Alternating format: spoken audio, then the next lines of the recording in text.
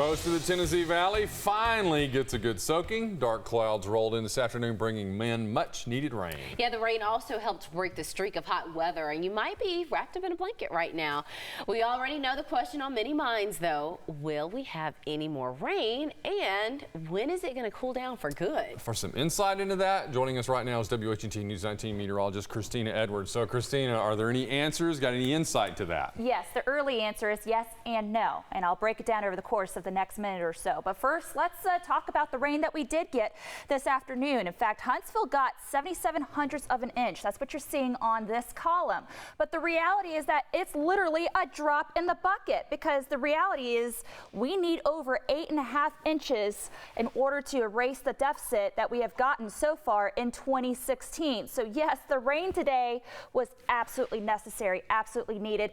But the reality is that we indeed need a lot more, and that's where the no comes in. This is the last of the rain for the good portion of the next 7 days. We're keeping our eye on the long term to see when the next weather system will move on in, giving us our next chance of rain. But here's a quick look at what we got around the valley.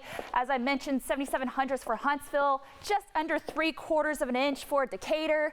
Valley Head, that was certainly great news, because Valley Head is in the middle of where we have that extreme and exceptional drought over in our northeastern corner. Muscle Shoals, it depends on where you are measuring, but we got anywhere between 4/100ths of an inch to about 3/10ths of an inch. But as I mentioned, this is how much of a hole we're in through the rest of the year.